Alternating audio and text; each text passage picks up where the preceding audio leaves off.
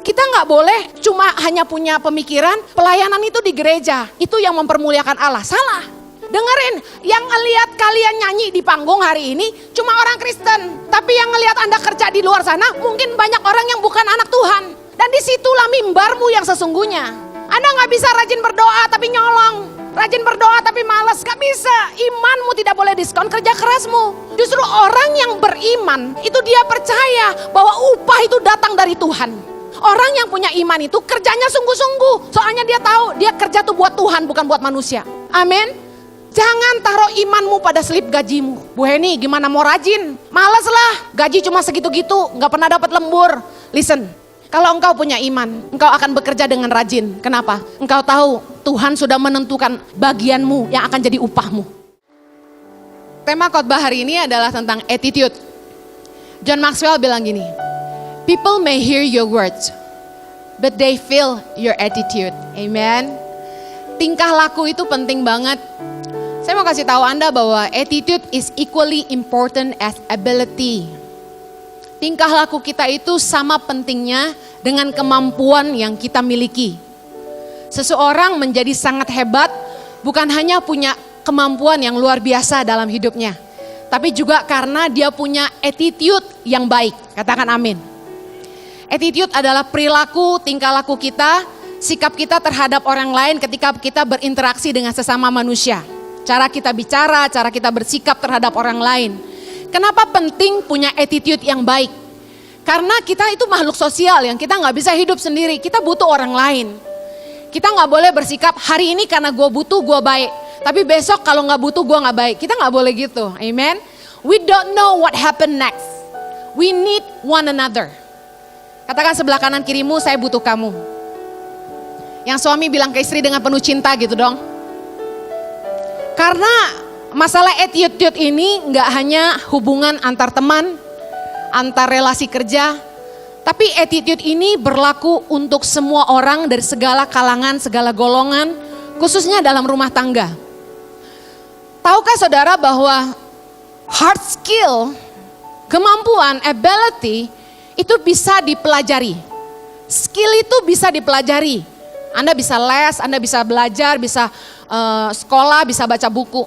Tapi tingkah laku, attitude yang buruk itu sangat susah diubah. Kadang-kadang kita tuh harus ngadepin, diuji, diproses, ngadepin masalah besar baru attitude kita berubah. Contoh, orang kaya mesti bangkrut dulu baru rendah hati. Nah itu bahaya. Saya berdoa kita gak perlu menghadapi masalah dulu baru berubah. Amin. Tapi pagi hari ini kita mau belajar sama-sama, kita mau jadi berkat. Katakan sama-sama, saya mau jadi berkat. Mari jadi teladan dalam tingkah laku kita. Ketika orang lain terganggu dengan sikap atau perkataan kita, kita sudah jadi batu sandungan buat orang lain. Ketika perkataan kita atau tingkah laku kita mengganggu orang, itu kita sudah jadi batu sandungan. Saya setuju ada orang yang bilang gini bahwa hidup kita nggak butuh pengakuan orang lain. Kita nggak bisa menyenangkan semua orang, betul saya setuju. Tapi jangan jadikan itu alasan untuk kita tidak mau berubah. Kalau kita tahu bahwa hidup kita jadi batu sandungan, mungkin kita perlu introspeksi diri dan berdoa supaya Tuhan menolong kita jadi pribadi yang lebih baik, amin. 1 Timotius 4 ayat yang ke-12, mari kita baca sama-sama. Jangan seorang pun menganggap engkau rendah karena engkau muda. Jadilah teladan bagi orang-orang percaya dalam perkataanmu, dalam tingkah lakumu, dalam kasihmu, dalam kesetiaanmu, dan dalam kesucianmu.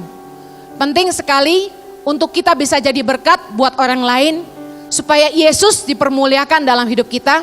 Kita mesti belajar punya attitude yang baik, dan bahkan lebih dari itu, kita harus jadi teladan dalam perilaku kita. Katakan amin. Kalau kita nggak punya attitude yang baik, hidup kita itu bisa melemahkan iman orang. Yang kedua, kalau kita nggak punya attitude yang baik, kita bisa mengacaukan orang, bikin orang bingung. Yang ketiga, kita bisa bikin nama Tuhan dan ajaran orang Kristen dihujat orang. Gak heran kita banyak dengar orang lihat kelakuan orang Kristen lalu bilang gini, orang Kristen kok kayak gitu. Padahal kesalahan satu orang tapi digeneralisasi semua orang Kristen kayak gitu. 3 prinsip hidup saya dari dulu. Yang pertama, saya pegang prinsip saya nggak boleh jadi beban buat siapapun. Hidup saya nggak boleh jadi benalu, saya nggak mau jadi beban. Yang kedua, saya nggak boleh aji mumpung. Yang ketiga, saya nggak boleh berhutang. Nah, pertanyaan saya, apakah Anda punya prinsip dalam perilaku? Kalau Anda nggak punya prinsip dalam perilaku, nggak heran Anda nggak peduli tentang perilaku Anda sendiri. Tapi dengan punya prinsip hidup, kita jadi menjaga tingkah laku kita. Karena prinsip kita dalam hidup akan menentukan perilaku kita dalam hidup. Yang setuju katakan amin. Beberapa attitude yang jadi batu sandungan. Mari refleksi ya. Saya tidak menghakimi siapapun, tapi mari belajar sama-sama. Yang pertama, kemalasan. Orang malas tuh jadi batu sandungan, katakan amin. Yang kedua, sikap tidak toleransi. Itu jadi batu sandungan. Orang puasa kok uploadnya makanan mulu di IG. Ya. Yang ketiga, aji mumpung. Suka aji mumpung sama kebaikan orang lain. Yang keempat, tidak menghormati orang lain. Nggak respect sama orang.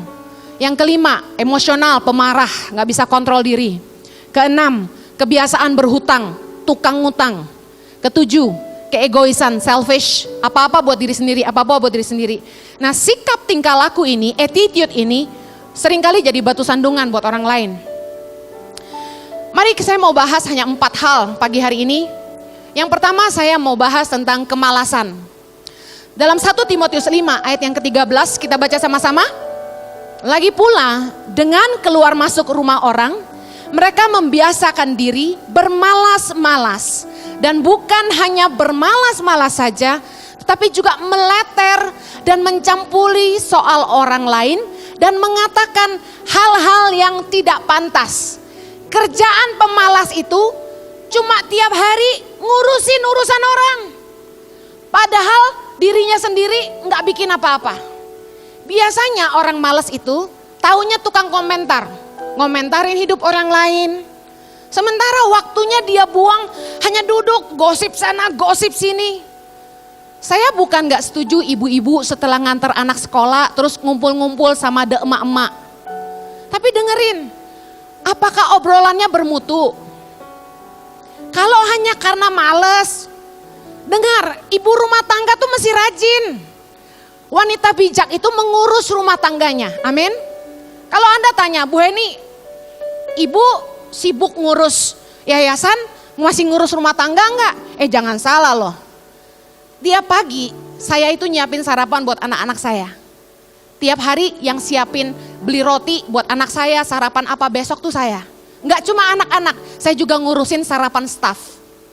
Kantor kami kan di rumah, sekitar 20 staf dan beberapa orang yang tinggal bersama kami. Sehari sekitar 40 mulut, saya yang pikirin mesti